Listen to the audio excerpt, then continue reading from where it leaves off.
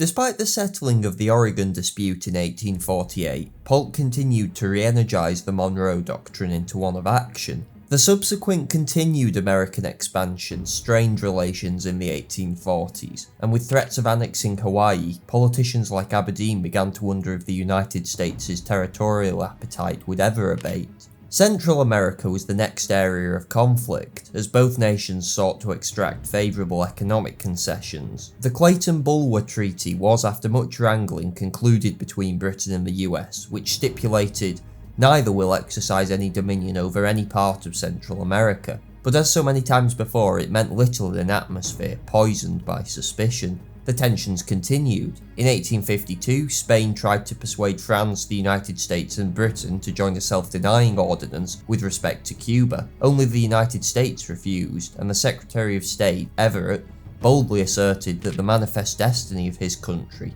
would involve the acquisition of all European territories in the Americas. In 1852, Pierce, an expansionist, was elected president. It was obvious the struggle in Central America was far from over. In February 1853, Russell brusquely rejected Everett's thesis, and in the following year, Clarendon assailed the Monroe Doctrine itself.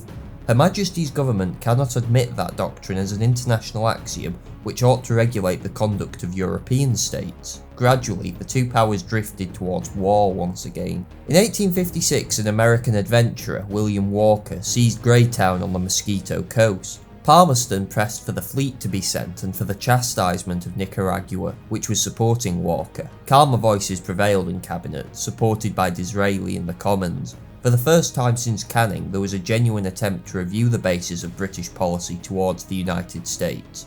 As Disraeli observed, if England is to regard every expansion of the United States as an act detrimental to her interests and hostile to her power, we shall be pursuing a course which will involve this country in struggles that may prove of a disastrous character. Britain began recognising that in areas her interests were not significantly at stake, competing with the United States could only be to her detriment. Thus, between 1859 and 1860, a series of treaties were negotiated between Britain and the republics of Central America, surrendering many of the British claims and bringing to an end conflict in this era. Part of the reason for Britain's retreat in these areas was the changing economic relationship between the two. The United States had started the century dependent on imports from British industry. By the 1850s, this was clearly no longer the case, as the United States' own industrialisation began in earnest. US industries were, by the end of the century, beginning to outpace their British counterparts. They were helped by Britain's dogmatic commitment to free trade, which allowed the dumping of American products in the imperial market. The United States, by contrast, was highly protectionist, particularly after the 1857 tariff, created by James Buchanan, was replaced with the Morrill Tariff of 1861. This protected US industries from British competition, but was in reality far too high and helped give the country its infamous robber barons. Britain should have retaliated, especially once the immense agricultural potential of the United States was opened up in the 1870s that would go on to swamp Britain's domestic sector. But the dogma of free trade was too strong, and so the imperial market was increasingly encroached upon by the US. Nonetheless, by 1860, Anglo-American relations were then on a much better footing, but the establishment of the Confederacy in 1861 would bring a new period of difficulty. Palmerston could barely conceal his hope that the United States would disintegrate. On the whole, however, British opinion was divided over the Civil War. There was sympathy for the Confederacy among certain trading groups, the aristocracy, and those who disliked Yankee arrogance. Anti-slaving groups and radicals tended to prefer the Union. The American Civil War itself dealt a great deal of injury to British commerce, as the Union imposed a blockade upon Confederate ports, thus seriously damaging the important cotton trade with Britain. Union supporters in Britain were further undermined by the internal politics of the North, which initially restricted Lincoln from taking an unambiguous line on the issue of slavery, thus confusing many as to what the actual point of the war was. Palmerston, though a man who took extreme joy in making slavers' lives miserable, saw in the Civil War a chance to weaken the US. He was greatly assisted in this effort by Seward, the Secretary of State. His conduct in 1861 verged on the insane. In order to comply with international law, the European trading nations had to recognise the Confederacy as a belligerent power. This did not mean a recognition of sovereignty. At a time when the US was poised on the brink of internal conflict, Seward proposed on the 1st of April 1861 that Spain, Britain, Russia and France be asked for precise explanations for their conduct, failing which war was to be declared. This was utter lunacy, and Lincoln unsurprisingly ignored the document, but Seward's hostile attitude to Britain in particular was well known. Britain received envoys from the Confederacy during the conflict, though no promise to recognise the state was ever given. Seward told Adams, the American ambassador to London, to threaten war if Britain had any communication with the so-called commissioners, the domestic enemies of the United States. Adams wisely disregarded this nonsense, but was unable to stop the threat becoming public knowledge. On the whole, most American policymakers were well aware of the dangers this type of recklessness could lead to, especially after troops were dispatched to Canada by Britain in June 1861, and the British cabinet on the whole was committed to neutrality. In August 1861 it resolved not to recognise the Confederacy. There was some pressure for Britain to arrange a mediation with France, but it became increasingly apparent that any such intervention would be tantamount to supporting the Confederacy.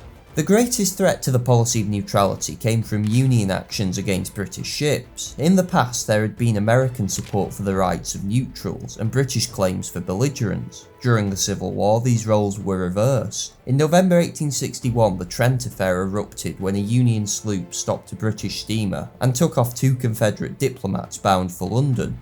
This was a serious error of judgment, for not only was the Confederate mission doomed to failure, this was the only conceivable issue that could bring Britain into the conflict. Palmerston issued a demand for the diplomats' return, which he believed would lead to war. But Seward, in a remarkable volte-face, convinced Lincoln's cabinet to give way. The Trent debacle was the most serious, though not the only, diplomatic breach between the two powers. Others included an argument over the Alabama, a privateer built in England that was widely known to be being constructed for the Confederacy. Russell failed to block the ship's departure, which Palmerston subsequently admitted was a mistake. With the war's end, the United States demanded compensation for the loss in shipping that had resulted from the Alabama's raiding. Claims such as this weren't settled until the Treaty of Washington in 1871, by which Britain agreed to pay $15.5 million in compensation, in return for about half of that from the United States to cover damage done to Canadian trade in the war. Overall, however, the threat of Britain ever intervening in the Civil War was always remote. There were nonetheless attempts to take advantage of America's inability to uphold Polk's aggressive version of the Monroe Doctrine. In May 1861, Spain reasserted control over Santo Domingo, though her authority collapsed within 4 years. A more serious threat to US interests occurred with a Franco-Spanish invasion of Mexico in 1862 over a moratorium on debt repayment. Palmerston originally had wanted to act in concert with these powers, but after a separate agreement with the Mexicans, decided he wanted no part in Napoleon III's plans for regime change. Britain subsequently pressured Spain to withdraw her contingent. France was not to be so easily dissuaded, and it was not until the death of Maximilian of Austria in 1867 her involvement ceased. The Mexican affair strengthened Anglo-American relations as it confirmed the trend begun in Central America of Britain slowly detaching itself from the United States' sphere of influence. With the end of the Civil War in the Union's favour and the exponential economic growth that followed, it became increasingly apparent that Britain could not maintain its position as both a rival of the United States in the Americas and the European powers on the continent. Britain subsequently came to finally regard the US as a great power, and thus began altering her policy accordingly, avoiding clashes she may previously have taken up. But it was to be a long time until friendship became the basis of relations. Under Gladstone and Disraeli's ministries in the 1870s and 80s, the trend of recognising America as a great power continued. This did not, however, mean an end to disputes between the two. As the US grew in strength, it became more prepared to display it in the Americas. Britain tended to try and avoid friction on a case-by-case basis, without a significant reorientation in strategy. As usual, it fell to Salisbury to actually undertake a long overdue change in British policy. As a dyed-in-the-wool illiberal Tory, he had his class's instinctive fear of the United States. But he also understood that Britain could no longer put off the need to once and for all deal with the lasting areas of friction between the two countries. The spark for this change came in 1895 when the US Secretary of State, Olney, turned an old boundary dispute between Venezuela and British Guiana into a brash reassertion of the Monroe Doctrine.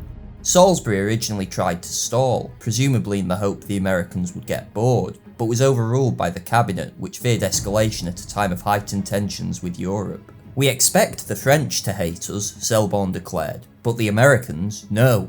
Consequently, Britain agreed to US arbitration, a concession which Washington repaid with a settlement favourable to Britain in the dispute. London had, in effect, tacitly accepted the Monroe Doctrine meant American hegemony in the hemisphere. Salisbury and his successor at the Foreign Office, Lansdowne, then moved to eliminate all remaining sources of tension, relinquishing British claims to Panama, where the US intended to build a canal, on Alaska's boundary, where Canadian interests were sacrificed, and in the Spanish-American War of 1898, where Britain, as the only European power not openly hostile to the United States, wrecked German attempts to form an anti-American bloc, and subsequently supported US control of the Philippines over Germany's claim. The Spanish-American War in many ways marked the penultimate evolution of the Anglo-American relationship. Almost overnight, the United States had carved out for itself a seat at the world table, and showed itself to be an imperial power, capable of projecting strength globally. It was, however, testament to how successful the change in attitudes in both countries had been, that this newfound imperial status did not herald a new era of rivalry. On the contrary, in the opening decade of the 20th century, the presidency of Roosevelt showed it was now possible to combine the previously mutually exclusive beliefs of American expansionism and a somewhat pro-British stance. Roosevelt found a use for his country's rapidly growing economic strength in the creation of a large battle fleet.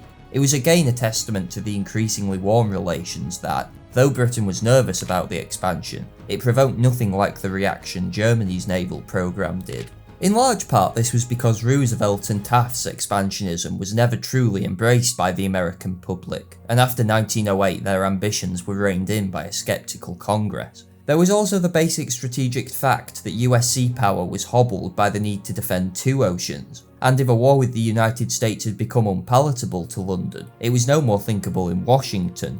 British naval supremacy was, declared Roosevelt, the great guarantee for the peace of the world. For him, the purpose of the US Navy was not to compete with Britain, but to be a junior member of an informal two-power alliance that would secure Anglo-American interests. There was, of course, little wish for a formal alliance in either of the two countries. Even so, by 1914, Anglo-American relations were better than in any period since the Revolution. British possessions in the New World were secure, and capital from the City of London remained dominant in South America. But it was clear that in the Latin world and the Caribbean, the United States had become the hegemon.